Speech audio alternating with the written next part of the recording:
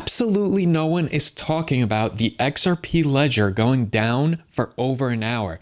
Now, I'm swamped to the gills with work this week, but I had to jump behind the camera and discuss this because no one else is discussing it. On February 4th, for over an hour, the XRP Ledger was offline, which stopped the validations of new transactions. If you check the blockchain explorers, you'll actually confirm that no new validations were being published during the downtime. Now, David Schwartz is the CTO and the Chief Cryptographer at Ripple. And so let's see what he had to say, because honestly, I thought it was a bit alarming, his response, that is. So check this out. So David Schwartz right here says the network is now recovering. We don't know exactly what caused the issue yet. Super preliminary observation. It looked like consensus was running, but validations were not being published, causing the network to drift apart. Validator operators manually intervened, yada yada. Then, when he gives the update, it says it looks like, as far as we can tell, only one validator operator manually intervened. It's still not entirely clear if that resolved the problem or the network self-healed. This is a huge yellow/red flag to me that the CTO has no idea how the XRP Ledger actually corrected itself or if someone intervened. I mean, this is not an AI platform. Like, it doesn't think, reason, and adapt. This isn't like machine learning is embedded into the algorithm of the XRPL. And honestly, I would feel a lot better about the situation if they just went out and told us exactly what the heck happened here rather than say that they're not sure, because what's to stop it from going down in the future or even the near future, also causing the price to tank? What if this time it doesn't quote unquote self-heal and it takes hours for it to start working properly again? This is definitely a real concern and nothing to be scoffed at. There is no doubt that Ripple and the XRP army, the XRP community, is totally downplaying it and saying, look, Solana goes down all the time. There have been other projects that had issues as well. And look, it only took the XRP Ledger like an hour to go back online. So it really is resilient compared to these other projects. Guys, not helpful, in my opinion. Not helpful, boys. What you should be doing is figuring out exactly what happened. Explain it to all of us and reassure us. Let us know that these disruptions will not be occurring in the future because you know exactly what's going on, and here's the play-by-play of what you're going to do to ensure that it doesn't happen again. The really wild thing is if you go on YouTube and you take a look at the videos over the past couple of days, there is nobody talking about the XRP Ledger going down. Not a single person. This is a big deal.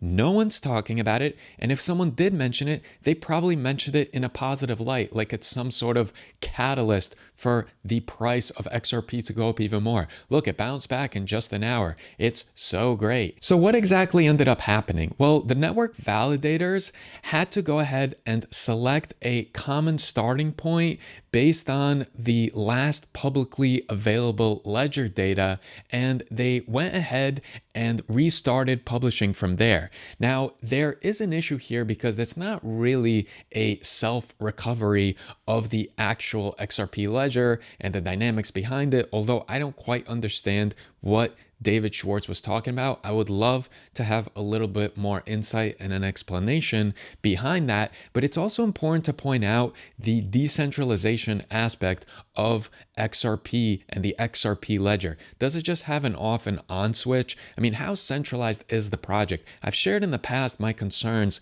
as far as governance, token distribution, but I thought the XRP ledger was completely decentralized. I know that some of the validators are still controlled by Ripple, but it's only just a couple at this point. And the fact that they were basically talking about it like a switch makes me wonder exactly how decentralized it is. Now, maybe it's actually good to have it be centralized because you can work through these glitches easier. You have more of control. The last point that I want to make is it was actually shocking to me to see the lack of coverage or hoopla over this entire ordeal of the XRP ledger going down for over an hour. It makes me think, is anybody using this thing? Like, is there truly truly a path to mass adoption? I thought there were so many programs that were taking place and transactions. You would think that there would be more articles written on the XRP ledger going down, or does no one care because no one's really using it? When I think of these popular social media platforms, if one goes down for a couple of hours, there's typically articles written about it. There is typically some sort of reaction. Now, I will tell you a positive light to all this is the price reaction. I thought that if you told me, let's say a couple of days ago, that the XRP ledger is going to go down for over an hour and transactions won't be able to be validated, and in some odd way it's going to be restarted and the team is not even sure what the heck happened, I would be shocked if the price didn't drop below like $1.60. But it didn't. It kind of followed the market. Maybe there was a little bit more of a sell-off than the rest of the crypto market at the moment. But the fact that it's sitting at like $2.35 after this happened with the XRP Ledger is actually reassuring. It almost makes me feel like if the XRP Ledger is not, super resilient, the price is. People really believe in this project. The community is wholeheartedly behind it, which is kind of reassuring. Now, what am I doing on the personal front? I've always been transparent about my position. I've shared a bunch of times and shown actual screenshots and holdings. At one point, I had nearly 14,000 XRP, which amounted to quite a lot of USD. And I scooped out about a third. I got blasted for it, but I did it at $3.20, which now seems like it was a really good decision. And I've actually been taking a little bit out here and there. I did buy on that major dip when it dipped below $2. I did scoop up a little bit, and currently I'm sitting on a little over 5,000 XRP, and I'm actually not planning to sell that. Even with all this chaos going on, I'm comfortable having that be the amount that I've allocated to XRP, because honestly, over the past couple of years, that's just a fraction of the profit that I made off of XRP. So I just see it as a portion of my profits riding it out, and I'm comfortable doing that. I'm not going to lose sleep if XRP drops below $2 because I still feel like there's a lot of bullish catalysts that can take place, like the SEC lawsuit being dropped, which by the way is not going to happen anytime soon. Everyone's yelling every day that the SEC is going to drop the lawsuit. I think it's going to take about 4 to 6 months. I think they're going to have to come to some sort of agreement, because whether you like it or not, XRP is a type of security that Ripple uses to raise a tremendous amount of funds.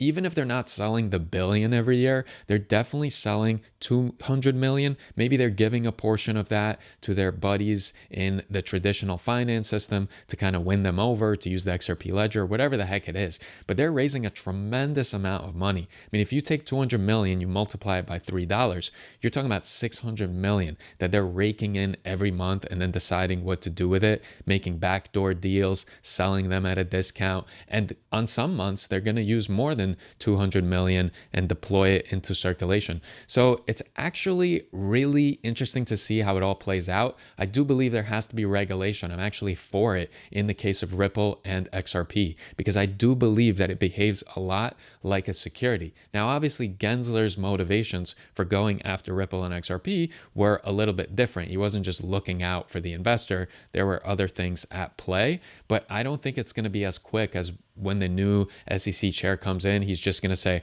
okay, no more lawsuit. We're dropping everything. Have at it, Ripple, and do whatever you want with XRP. I don't think that's good, and I don't think it's good for us investors in XRP. That being said, I do think that Trump is going to do something this next year to really help out XRP. Why? Because Ripple lined the pockets of his inauguration, and they are buddy-buddy with Trump. And so I do feel like it's going to be good times for XRP at some points during this year. I also feel like we're going to get to altcoin season.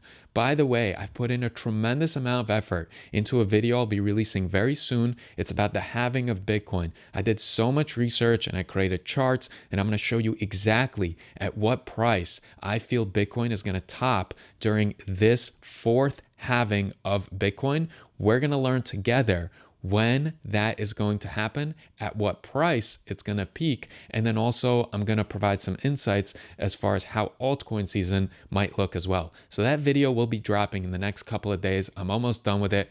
very excited about this one because a lot of time went into making it. So with that being said, if you're not subscribed, subscribe to the channel, tell your crypto friends about me, and hopefully I'll see some of you or most of you in the next video.